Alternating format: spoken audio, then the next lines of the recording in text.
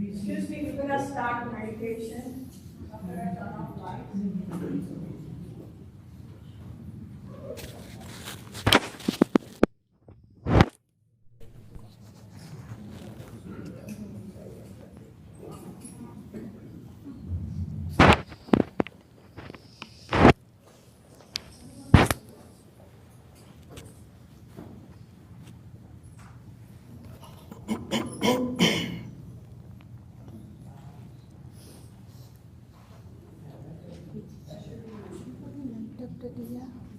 In the class.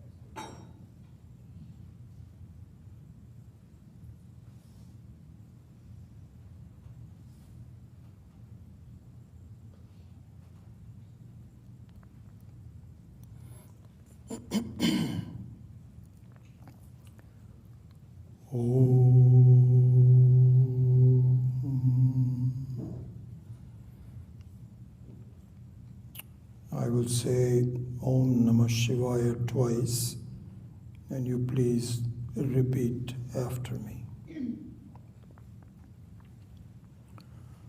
Om Namah Shivaya, Om Namah Shivaya, Om Namah Shivaya, Om Namah Shivaya, Om Namah Shivaya, Om Namah Shivaya, Om Namah Shivaya, Om Namah Shivaya, Om Namah Shivaya.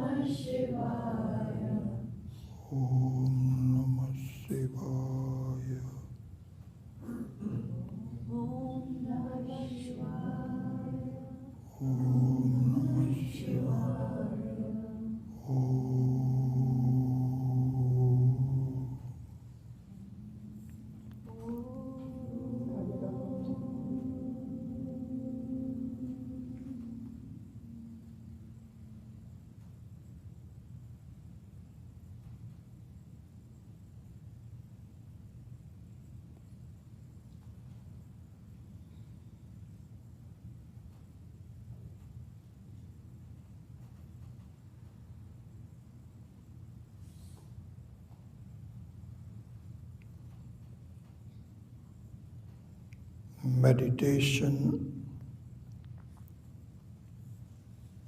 the Vedantic meditation, Nididhyasanam,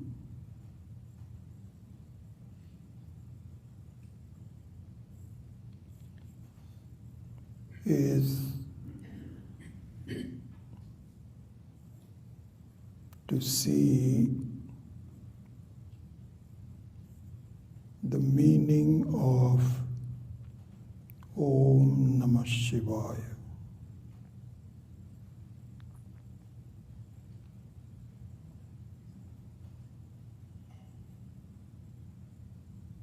The essence of Nididhyasanam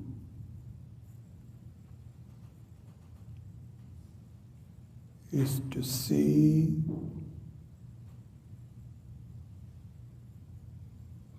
the meaning of Om Namah Shivaya.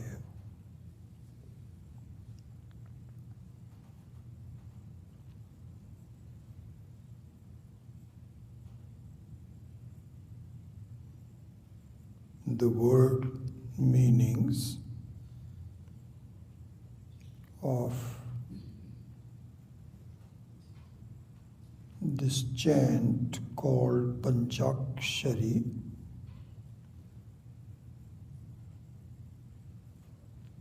is Namaha,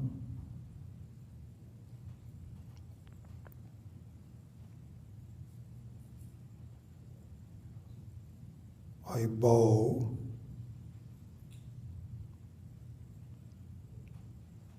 I submit,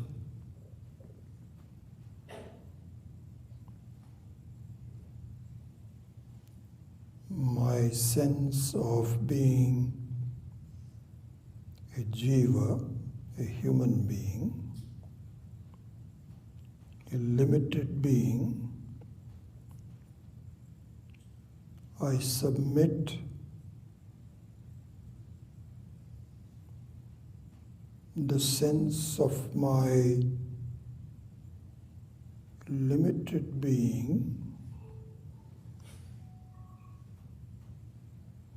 into Shiva.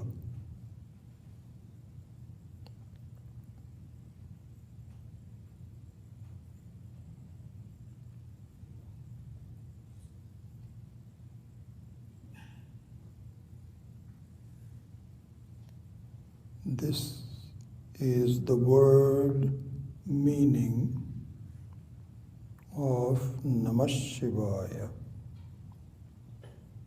Om, of course, is the name of Isvara. So with the help of Isvara, may I submit my sense of the limited being into Shiva.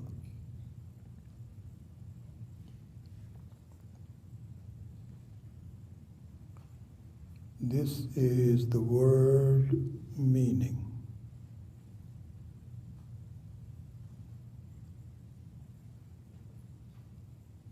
In Sanskritam, this could be called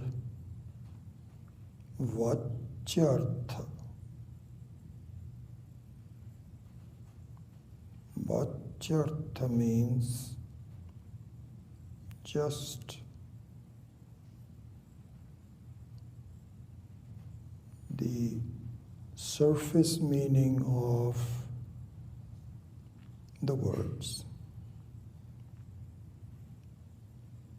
Nididhyasanam is to go deeper into the meaning of these words.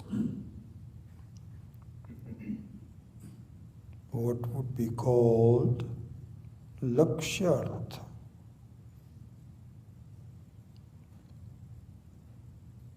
Nididhyasanam, the Vedantic meditation, is to understand and to live by the Lakshyartha, the deeper meaning of Om Namah Shivaya.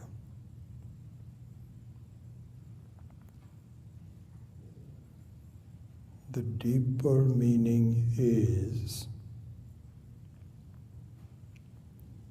Shiva is not some nebulous entity unknown to me.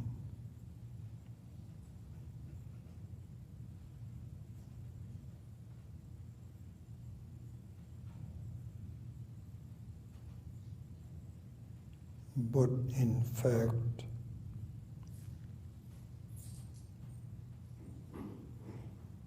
is the real I, me.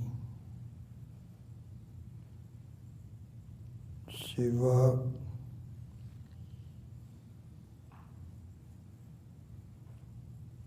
is not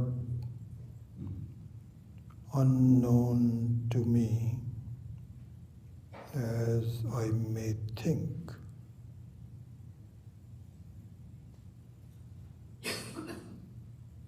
But in fact,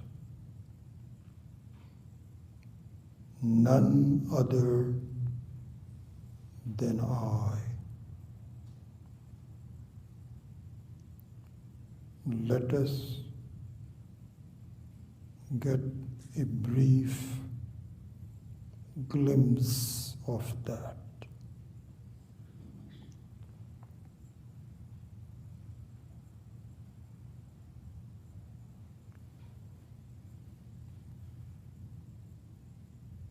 My sense of me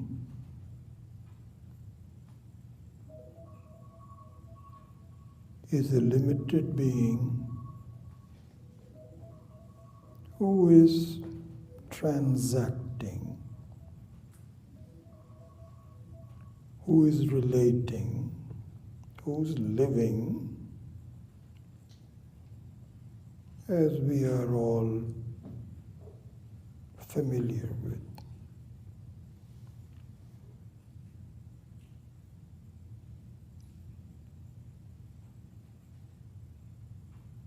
But I may not see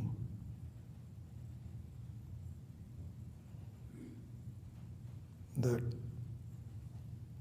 this limited being that I think I am, I feel that I am,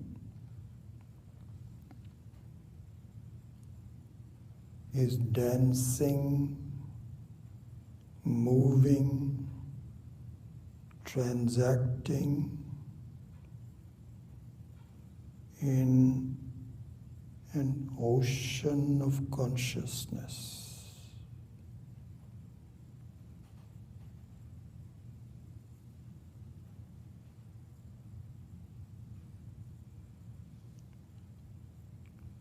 I am like a wave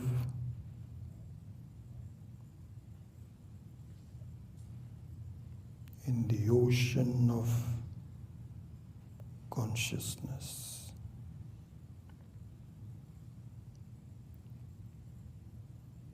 This is not hard to see.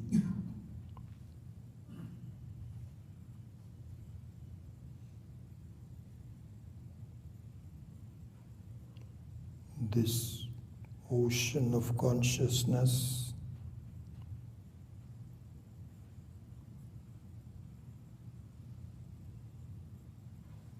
called Chidakasha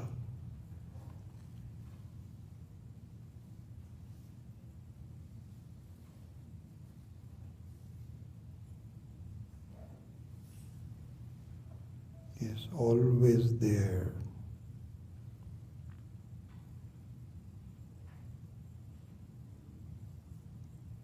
Always conscious, never not there.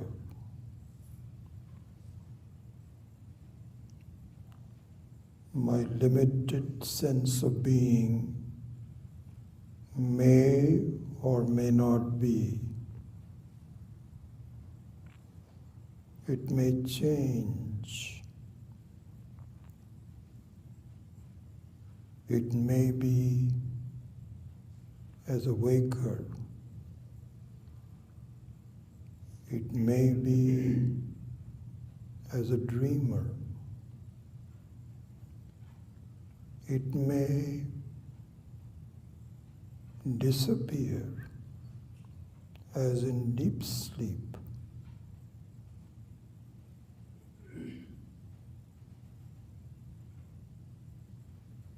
But the sense of an ocean of consciousness is always there.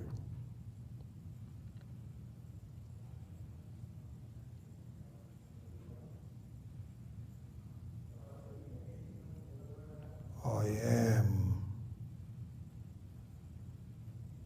I know.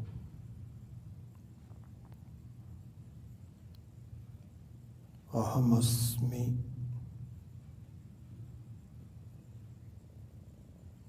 I am. This is the ocean of consciousness. Ahamasmi. Sadabhami. Always conscious.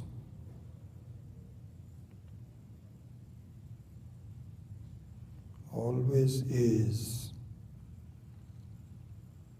Always the nature of consciousness. This is the ocean of consciousness into which I am flowing, I am existing, I am moving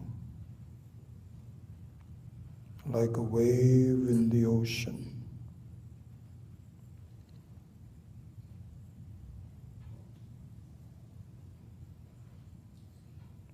Om Namah Shivaya.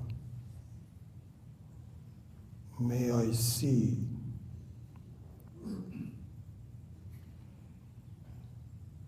that instead of clinging to the notion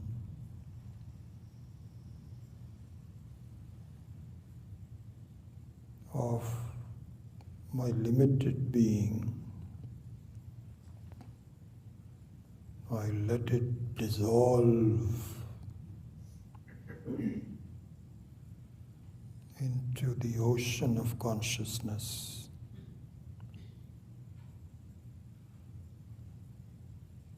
The ocean of consciousness is Shiva.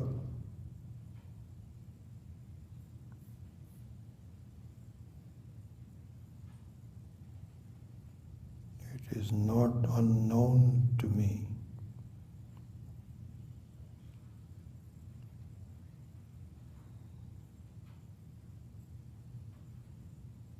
It is me, the very ocean of consciousness.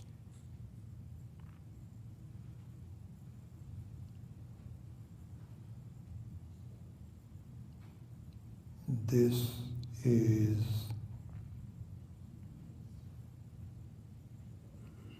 the essence, the meaning, the goal, the reality of Nidhyasanam, the Vedantic meditation.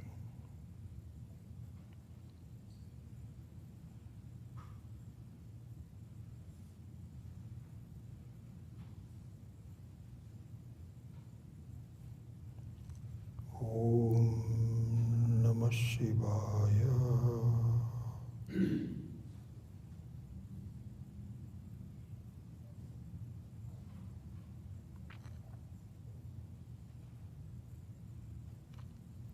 Isvara, I pray to you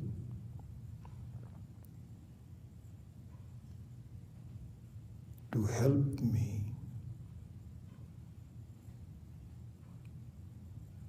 understand that Shiva is not unknown to me. I just never recognized that it is me. Om Namah Shivaya.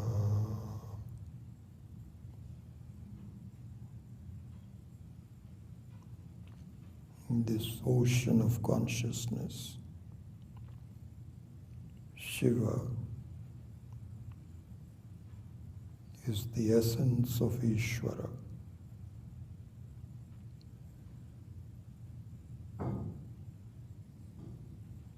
Independent of time, independent of the world,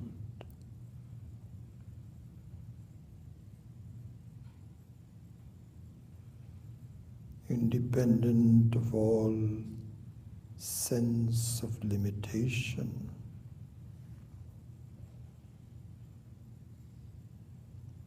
Not like a wave of the ocean,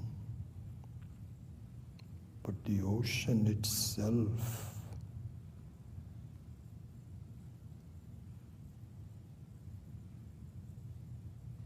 This is the meaning of Om Namah Shivaya.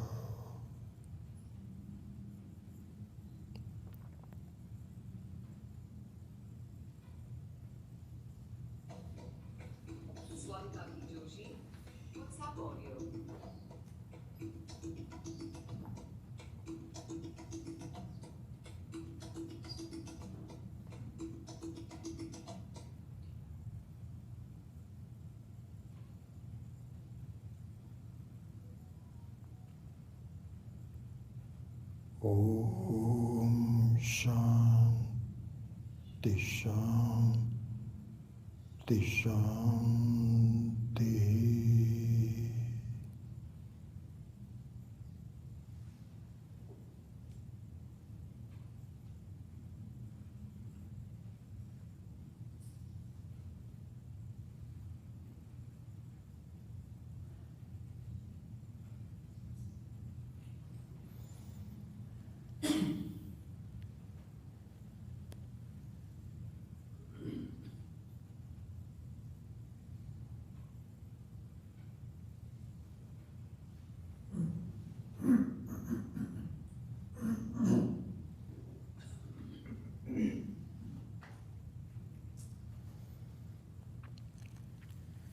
Okay, can we have the lights on, please? Thank you.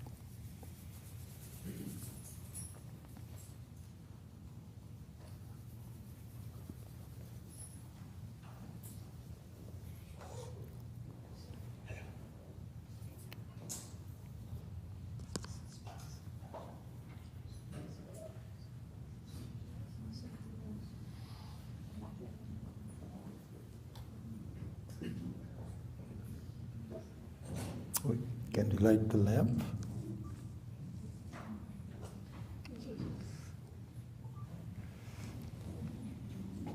I think I may have this, so please do.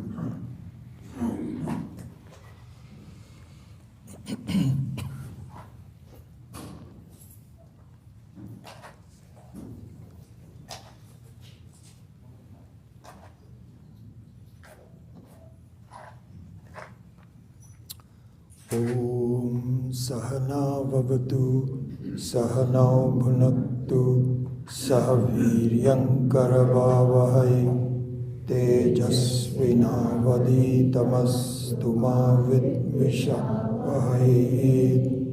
Om Shanti Shanti Shanti.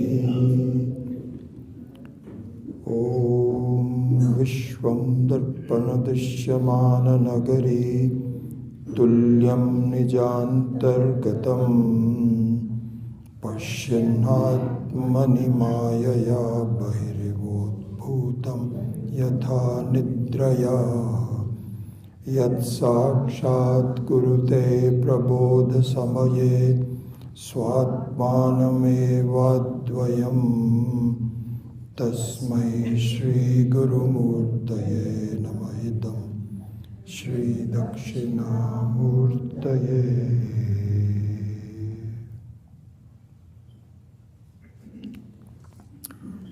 So this first verse of Dakshinamurti Stotram that we just chanted,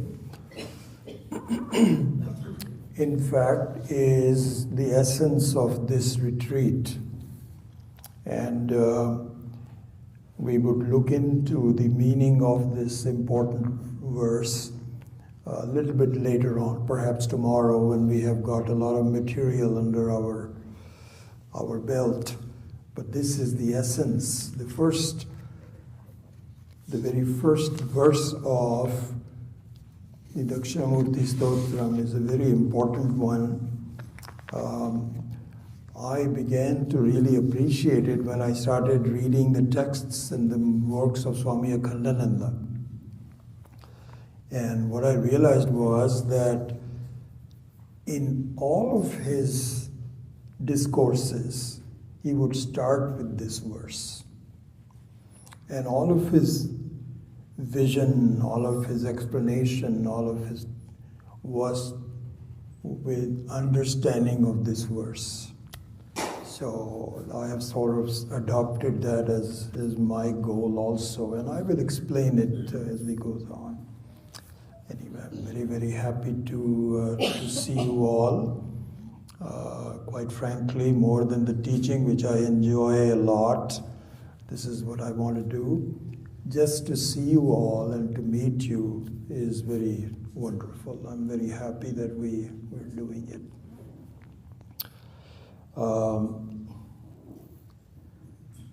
Couple of pieces of advice. Do not accept what I say, and do not reject what I say, but think about what I say. I say means what the Shastra is saying. It's nothing independent. All I'm doing is to convey the message of the Shastra. But the Shastra needs people to think. Vichara. This is the ultimate.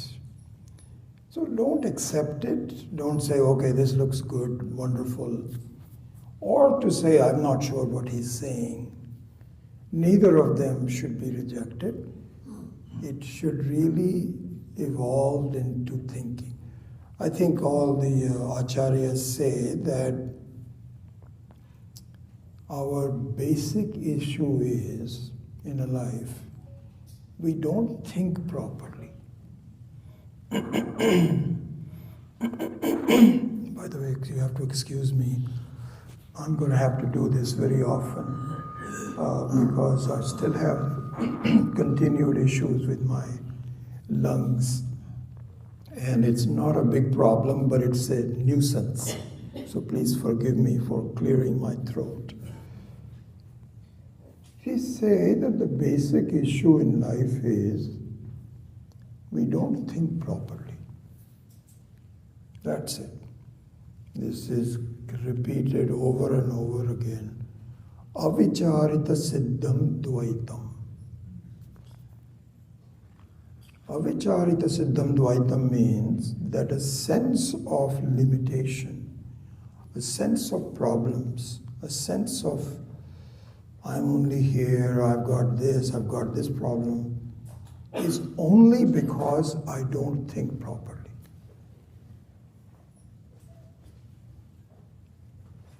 Vicharam na sahate. Any sense of you can conquer the whole world if we think properly. This is the message. So I think we should keep that in mind. Any of the things that you listen to, you should really look at it and think about it and explore it. Because at the end of that, you will find there is peace, there is sukham. You know, in teaching this, I feel like a doctor.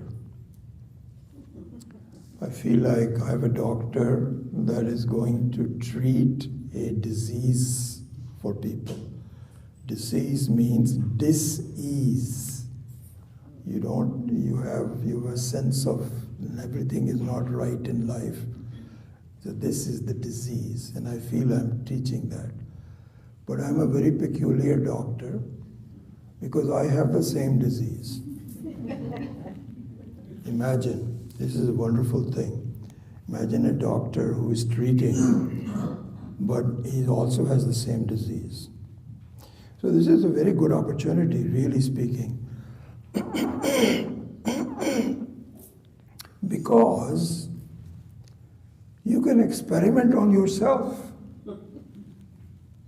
You see? You're not just, I'm not, and I think that you will see this on Swami Tattvavidananji, Swami Dayananji, they also say the same thing.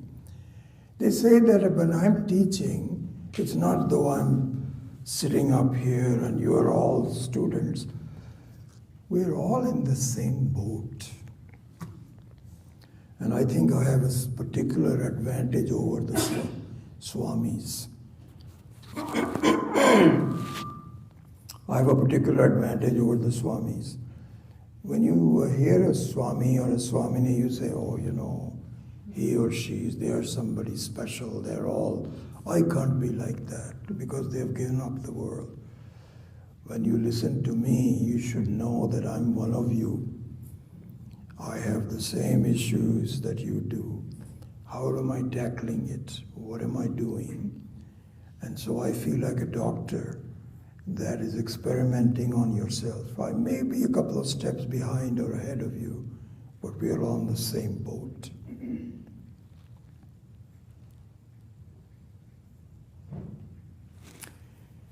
This is going to be an advanced introduction to Vedanta. This is an important thing. I'm going to, because we don't meet that often, and I'm also getting old. I don't know how many times we will have a chance, but I've chosen to keep this teaching at an advanced level. So you might think, what do you mean by an advanced level? What is advanced, what is not advanced? This should be very well understood. I've thought about it quite a bit. You may have seen me say that there is an undergraduate teaching and a graduate teaching. This is going to be a graduate teaching. What do you mean by that? What is advanced? What is graduate? Here's what we mean about it. So please make a note of this. The undergraduate level of learning is what is called Paroksha Jnanam. Paroksha Jnanam. The graduate level of learning and Jnanam is Aparoksha Jnanam. So let me give you an example to clarify. I was talking to a couple of people that have very young grandkids, one 2 months old and one 2-year-old. Pami and I, we're very lucky that our two young grandkids are 4 and 2. And I really learn a lot from the way they're learning, how they're approaching. Very interesting. I'll give you an example to clarify Paroksha Jnanam and Aparoksha Jnanam. What is undergraduate, what is graduate. Here's what happens. I know this because this is the latest one, our Arjun, who is 2 years old. I've observed how he learns. So our daughter-in-law, Pratima, finally bought a book. And this book had all the parts of the face there. A nose, picture of a nose, picture of eyes, picture of the mouth, and so on. It was right in front. And this Arjun guy was all over. He doesn't know what he's doing, anything. He's like, I don't know, when he was about 8 months old, 6 months old, something like that. So she says, this is nose. And he's just not really looking. Repeats it. Arjun, this is nose. This is nose. Finally, he sort of looks at it. So what she is doing now is creating the word nose and creating a picture called nose and connecting them. She's saying this is nose. Say nose and then pointing it out. This is called Paroksha Jnana. Is she done?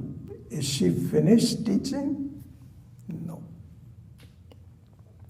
She's not finished teaching because this is not a nose, this is a picture. But she cannot say this is a nose because he cannot see his own nose. Cannot see a nose. You cannot straight away go and say this is your nose. So first she has to convey a inert picture, to convey the connection between what is called abhidhana and abhidheya. These are technical words. Abhidhana means a word, nose. Abhidheya means an object for that word called nose. But is the connection between the real nose and the real word nose, same word is nose, there yet? So what she has to do is to be very patient. She has to do, okay, this is a nose, this is a mouth, this is repeating it so many times. Finally, so one of these days, she shows him his picture on the mirror and say, see, this is the same as that nose. Then her introduction, her teaching to the youngster to grow up is over. Because now she can say, blow your nose. So he's no longer confused and blowing this picture's nose. This is done. This is Aparoksha Jnana. The first stage is Paroksha Jnana. And the second stage is Aparoksha Jnana. Our retreat is going to be focusing on Aparoksha Jnana. We already got a sample of that in the meditation. Shiva is not a unknown picture. It is you. It is not like a picture of a nose on a paper that you can discard, you can lose. You cannot lose your nose. This is you. Shiva is not an abstract, unknown, vague entity. It is you. Swami Akhandananda gave this very beautiful example. He says, similar to this nose thing, he was saying that it's very possible that one can be taught the name of something and you also know the object, but you don't know the connection. Like for example, supposing you say, I had a word here that I was going to use. Let's see if I can.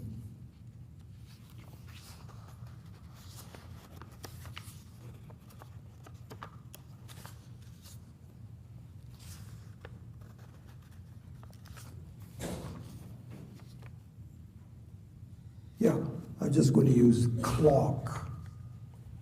Let's use the word clock.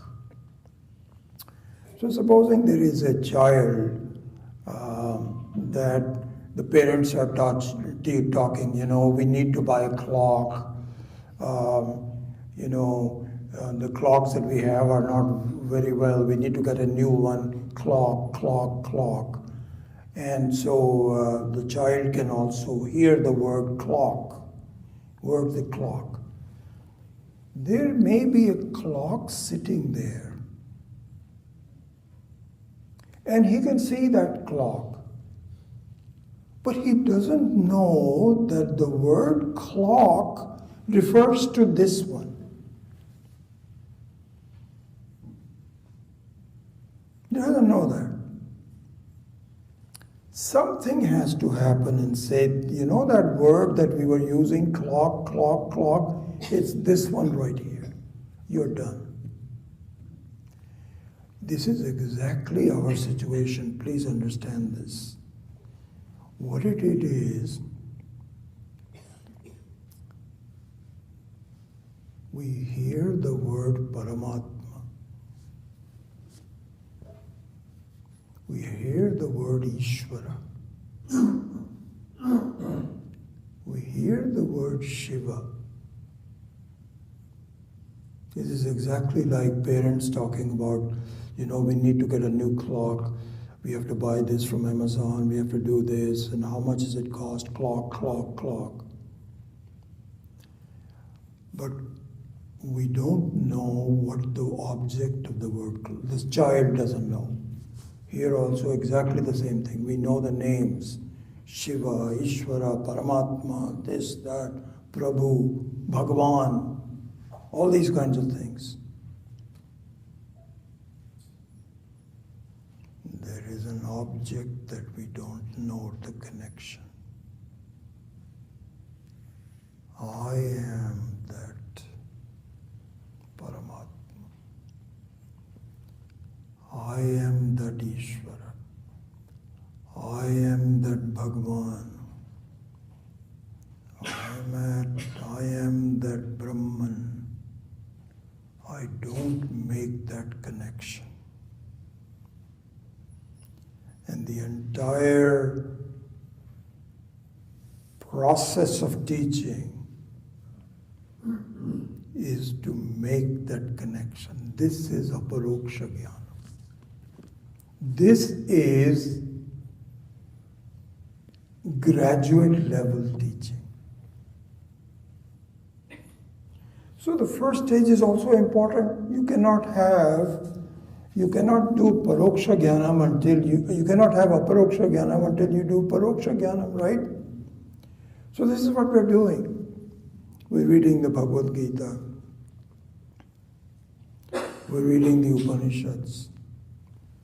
We're reading all the Prakarana Granthas. Lot of stuff. This is all paroksha jnana. It says there, Avinashitu tadviddhim. Oh, really? Avinashi. Na jayate mriyate vapi purpaschit. Oh, does it never born? Never. Where do we think? We think somebody is there who's not born. This is all paroksha jnanam, paroksha jnanam. But paroksha jnanam is important. You cannot do aparoksha jnanam until you have a complete understanding. So this is what is called shravanam. So all the acharyas, especially Swami Akhandananda ji, points this. Swami Paramarthananda, he also, I've heard his talk so many times. He understands it very well. He says, shravanam is not just attending a few classes. It is not just saying, okay, this is what happens. We say we do shravanam, then we do mananam, then we do nadidhyasanam, and we are done. No.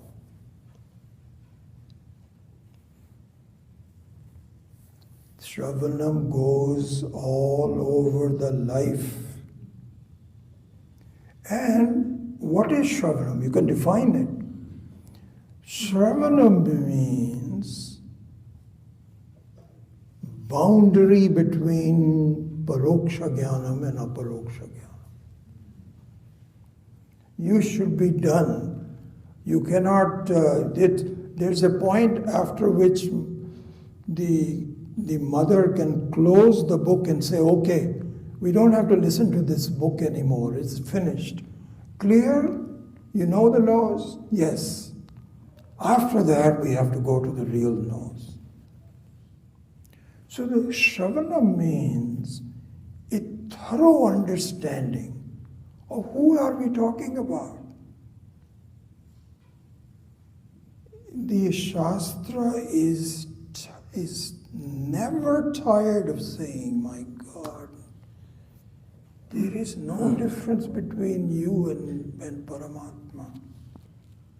We'll talk a lot about that, really, because that was the topic that we had. We are knocking on the door of Isvara. There's no difference. And all the acharyas say that, we'll talk quite a bit about that. I think I will just wait until I do that. So, Shravana means doing it again and again and again until it becomes very close to my God. This is what Shastra is talking about. This is where meditation comes in. And this is where the meaning of Om Namah Shivaya becomes clearer and clearer. This is what needs to happen. I'm reminded of this, you must have heard of this called Saptavada Nyaya. Have you heard of the Saptavada Nyaya? So the Saptavada Nyaya is these Nyayas. There is a book on Nyayas. This is a very beautiful book on Sanskrit. Kumud remind me, I have to send it to you and you can translate it and so on. I have that. It's a very precious booklet. I don't know, it has about 100 Nyayas. And so one of them is what is called Saptavada Nyaya. Saptavada Nyaya means the following. There's a guy who's very hungry. Very hungry. So he goes to the shop and by the way, the vadas are big ones. Yesterday my wife brought these vadas from someplace. This is a tiny little vada. They are reducing the size of it now. But this one was the original big vada. So he is very hungry. He goes to this and he says, "Do you have vadas? I'm very hungry." He says, "Yes, sir, we have vadas." So he says, "You think it'll satisfy my hunger?" He says, yeah, that's what it's meant for. It's a big one. Okay. How much does it cost? He says, 1 rupee. He says, "Okay, give me one." So he eats the vada. He's still very hungry. He says, "I want another vada." So he gives another vada. He's still very hungry, still not quite there. So vadas are big, but not that big, they're still reasonable size. Finally, on the 7th vada, he has what is called alam buddhi. Alam buddhi means, Swami Dayanand used to talk about that. This is a very beautiful thing. Swami Dayanand used to say, alam buddhi, this is how precious annam is. Alam buddhi only comes twice. Once when you have eaten enough, you cannot eat anymore. And for a few minutes, you don't want anything. This is called alam buddhi. The other one is when you have moksha. Then you have, I don't need anything. You want to do something? No. This is a final alam buddhi. So at the 7th vada, he has alam buddhi. He says, good. So he says, then he goes there and he gives him 1 rupee. So he said, "Sir, you had 7 vadas, you owe me 7 rupees. He says, "No. Only the 7th vada gave me alam buddhi. You are lying to say that my vadas will remove my hunger." It didn't. This is the one. Shravanam is the same way. You read Bhagavad Gita. Okay, I see this. I see this very often. People will say, "I've read it once, but I'm going to do it again." Okay, do it again. All right. Now I'm going to teach. Okay, teach. Okay. Now I'm going to, I chant the 15th. You keep on doing that. And then you say, "But I don't feel still not. I've read the Gita, now I've read the Upanishads, I've read this, Brahma Sutra, etc., but I'm not done yet." There comes a point where you do it over and over again. Finally, it starts to say, "Oh my God, this is what it means." This is aparoksha jnana. Since I'm on giving you all these stories, I only have 3 or 4 stories. After that, I'm done. I'll get very serious. But the other story which I know Prakash is there, is Prakash loves this story. I'm sorry, I've said this so many times. So there was this guy married who suddenly thought, "I'm a cat." So he refuses to go out. So his wife says, "Let's go for a walk." He says, "No, honey, I cannot go out." He says, "Why? What's the problem?"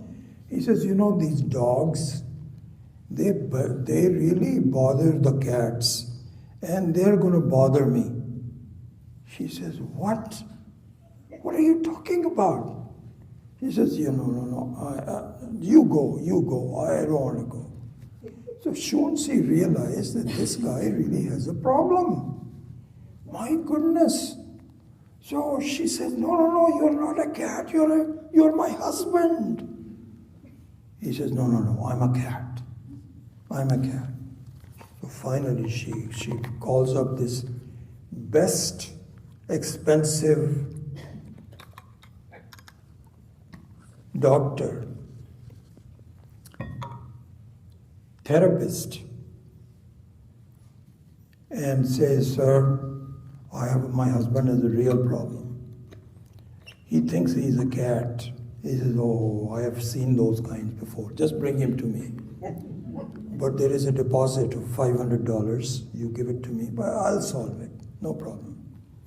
So he goes to the therapist and he says, "Okay, here's a real cat. Does you look like that?" He says, "No, I don't look like it." "Okay, the cat says meow, meow. You say something." He says, "Yes."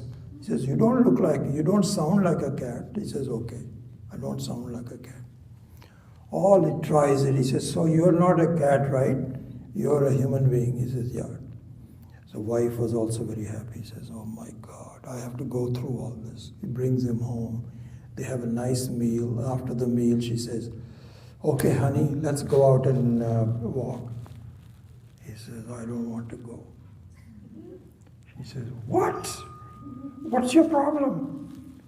Don't you think?" He says, No. I know I'm not a cat. But if I go out, the dogs don't know that I'm a cat. How will I know this?"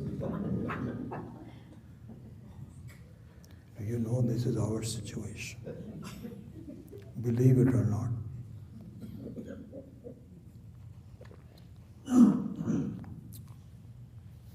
Every time we'll say, "I'm just a small human being, I've got a lot of problems," and so on. You are not a small human being. Do you understand? You are Shiva. We are doing this verse number 7 on the Saturday class. Adrishtam avyavaharyam avyavaharyam achintyam adrishyam achintyam. Then it says prapancha upashamam shantam shivam sa atma savijñeya. He says you are in fact Shiva. This is what you need to know. Sa atma. Atma means you. Oh yeah, this I understand. Then you yell at your husband. "I told you to do this. You don't wash dishes. I'm supposed to do the whole thing." What happened to the Shiva? Is exactly the same as the guy says, "I know I'm not a cat, but how will people understand that I'm not a cat?" You're back again to the same thing all over again. Anyway, this is our situation. So this is why they say, "Paunav punyena shravanam kuryat." Keep listening, doing it until it is clear. The paroksha jnanam should be clear. Then you will be okay. Until then, you don't really know. The real knowledge is where you don't point fingers at somebody else. You say, "I'm okay." We'll talk more about that. So, in essence, this retreat, all the classes, will be to accent aparoksha jnana. This is a graduate level thing. Okay? Okay. All right, let's start.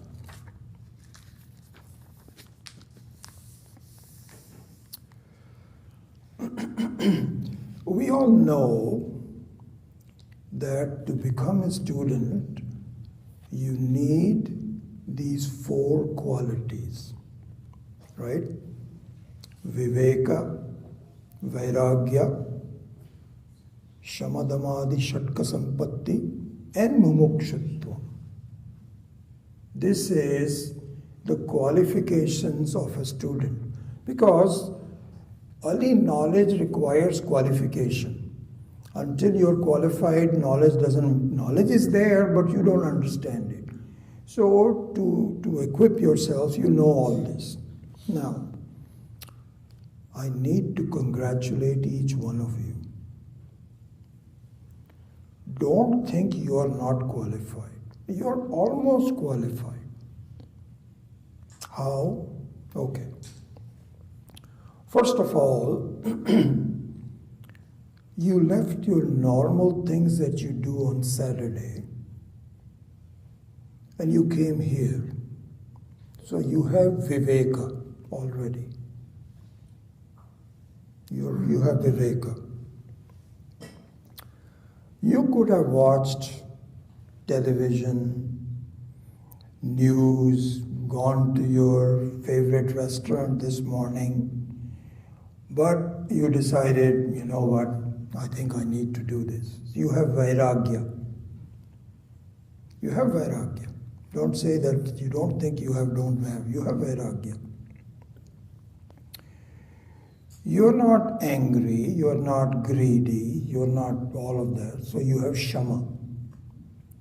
You're sitting quietly, you're not moving around and so on, so you have Dhamma. You're listening to me, you're not going around doing other things, you have Uparati. You are sitting quietly in a chair for a long time without moving. You want to move and so on, but you can't. You're just sitting in one place. You have the Diksha. You're listening to me talk, thinking this guy might make some sense to me, I don't know. You have Shraddha. What don't you don't have? There is a possibility, I'm just being polite, you may be missing one thing. Mumukshutva. Mumukshutva. Oh, by the way, why I missed one. Samadhanam. Samadhanam means to focus your mind on one thing. Not really be watching the news on this or messages from your sons and daughters. Samadhanam. You have Samadhanam also. So this is what is called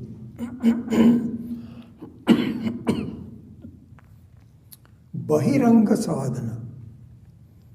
I think when Swaminiji was here, she was talking about the sadhana. This is called Bahiranga Sadhana. So there are two sadhanas, Bahiranga Sadhana and Antaranga Sadhana. An outward sadhana and an internal sadhana. So you have outward sadhana with one possibility that we will talk a lot about, mumukshutva. Now so this is, Swami Akhandananda says, it's very interesting, he very nicely points out. He says, you know, when you have to look at something in some depth, like for example, supposing you are examining a very small object, so then you need to, or even your glasses, for example, for that matter, you clean your glasses. You have to clean the instrument. So the Bahiranga sadhana is like cleaning the instrument. Okay? Cleaning the instrument. Antaranga sadhana is to examine the object that you are searching for, that for which you had cleaned the instrument. So you see, a Bahiranga sadhana is getting ready, and Antaranga sadhana is to really examine what is it that I am looking for. This is where Shravana Manana and Nididhyasanam comes in. So the Shravana Manana Nididhyasana is Antaranga sadhana.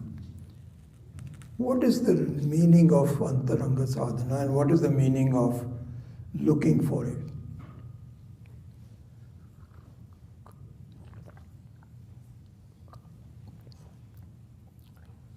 It's a very beautiful thing that Swami Akhandananda had pointed out. Well, I'll convey that to you.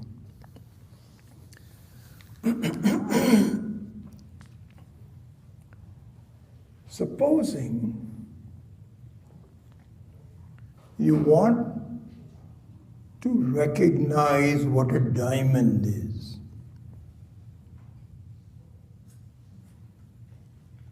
That's what you want to do. You know, in Surat they have the best diamond merchants in the world. This is all the cleaning, polishing, etc. is all done, and this is what Trump is putting the tariffs on. In fact, that industry is really hurting. But that Surat is where all of it is done. So what happens is, in Surat, if you are a brand new student and you want to be an expert in recognizing a gem, there is a lot of training that needs to be done. So, for example, it's very clear that the diamond is something which is not opaque. If you have a colored object, then you can clearly see. This is called simple viveka. That you don't need to do. And this is what we're going to do.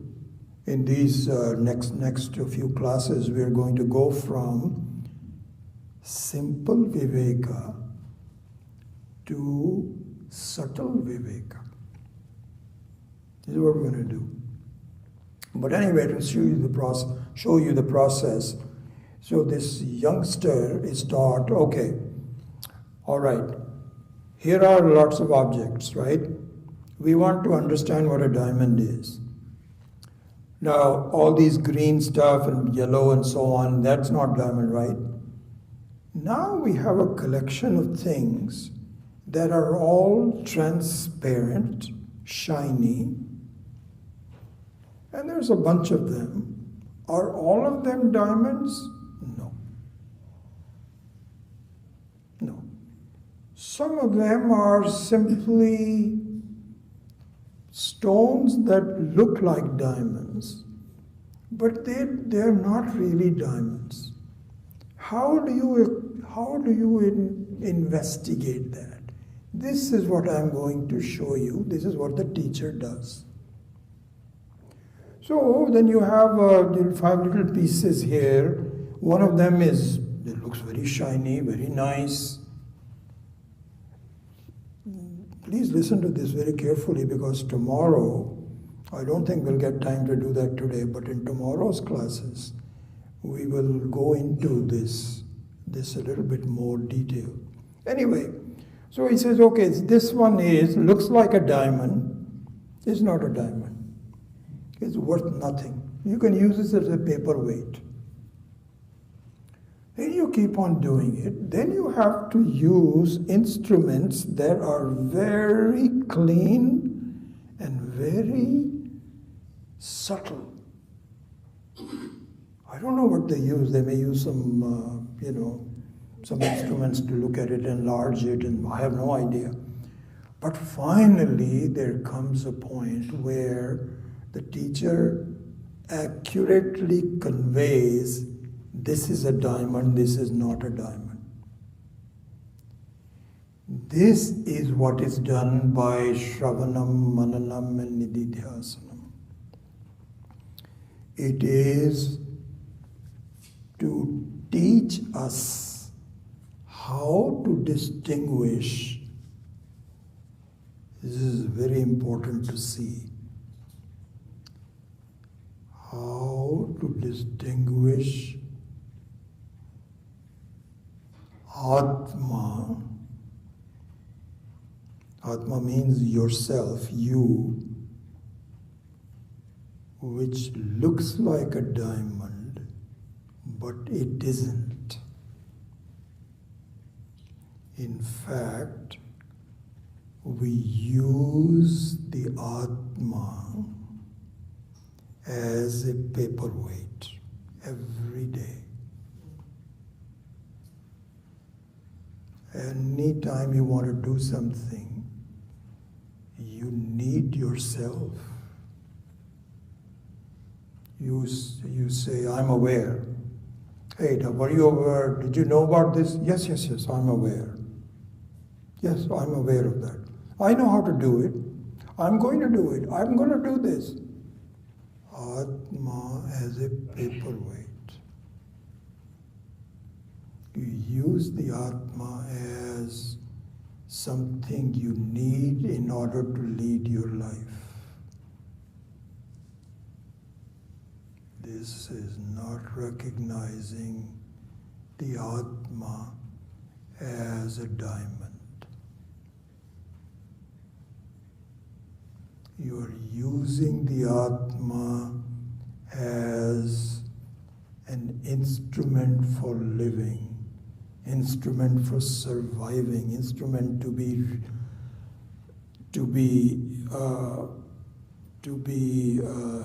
reasonably happy. You're using it. You're using your buddhi, you're using your mind, you're using all these kinds of things. And you're using your Atma. This is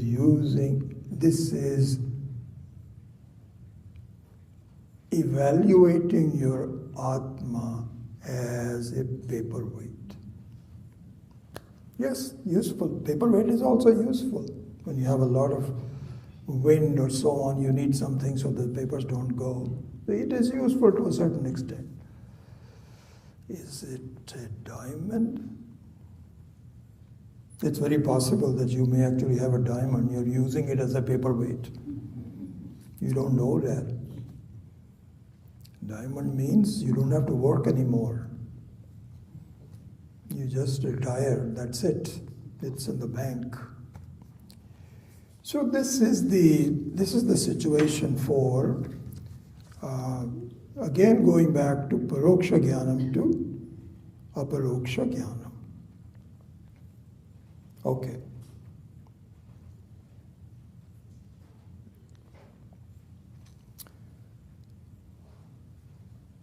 The topic of this retreat is knocking on the door to Isvara. And so here, one thing I would focus on, because I see this, and it's taken me a long time to really come to that thing. We are confused between who I am and what Isvara is. We're confused, do I need Isvara? Don't I need Isvara? Can I need Isvara up to a point, then I can leave Isvara and then be on my own? What is the difference? All these kinds of things are at the back of my mind. Quite frankly, excuse me, sorry.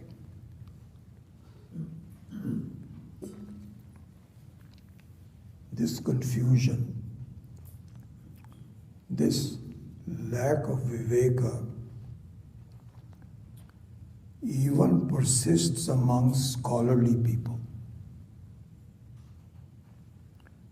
This is a very important thing that this is my view. And I think this view that I'm giving you is the Sampradayic view of Adi Shankara, Swami Dayanand Ji, the very basic Sanatana Dharma. I can tell you that because I study a lot, I think a lot. And I see teachers that say, you don't need to go to the temple anymore. Even in Sailorsburg, I'm telling you, there's a big controversy. Teachers will say you don't have to come to the do it again. You don't have to come to the Abhisheka, just do it. And teachers say that. This is wrong, totally wrong. Please do not fall under those kinds of things.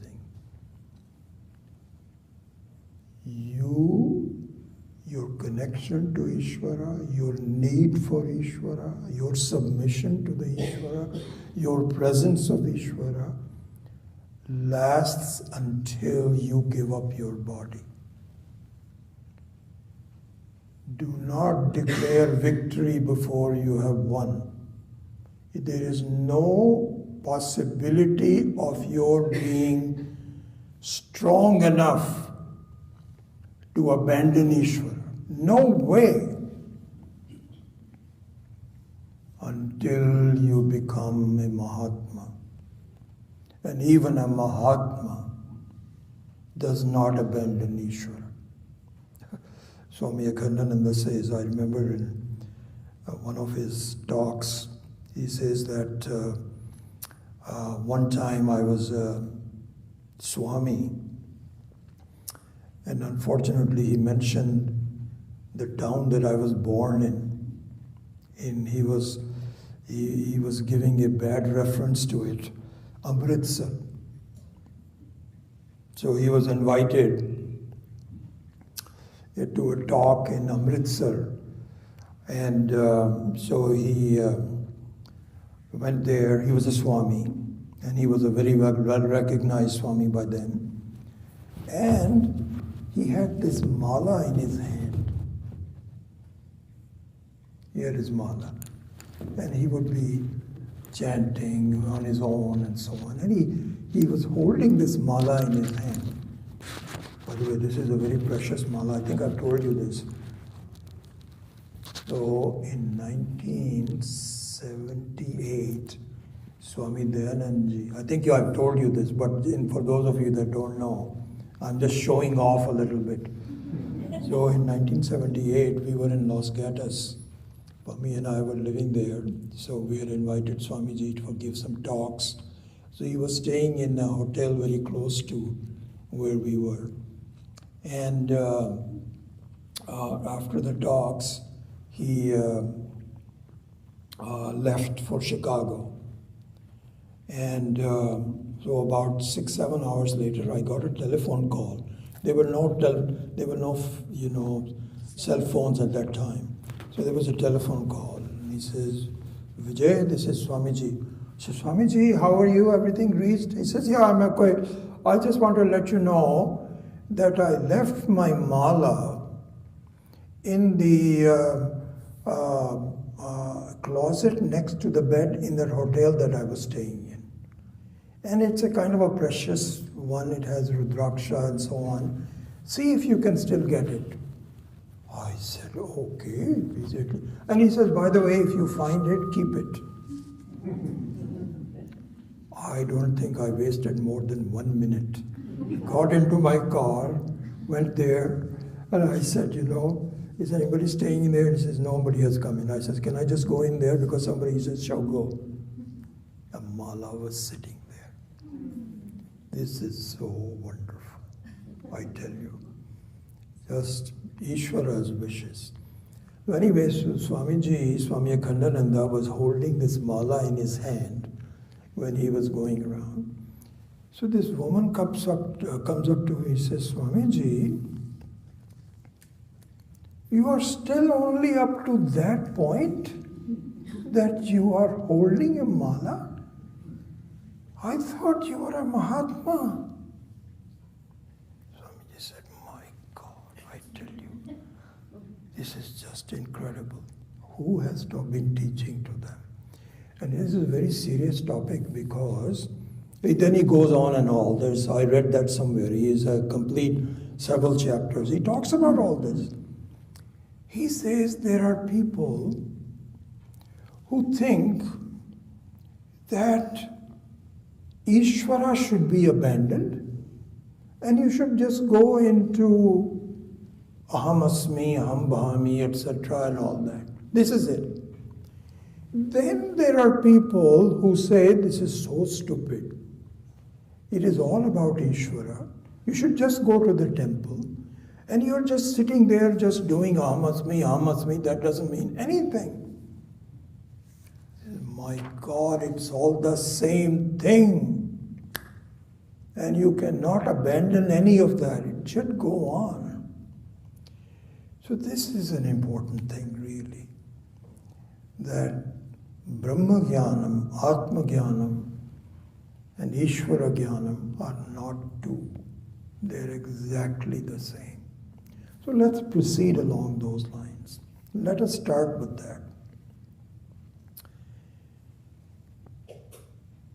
Really speaking, each one of us is seeking Ishvara. You will say, not me.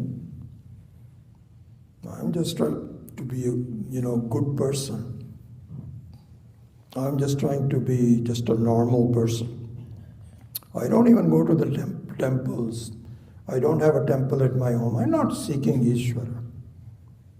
You are seeking Ishvara. You may not realize it. You are seeking Ishvara. How? Okay, let's see that. You are seeking joy and ananda and satisfaction. Right? Okay. Yes, that's for sure.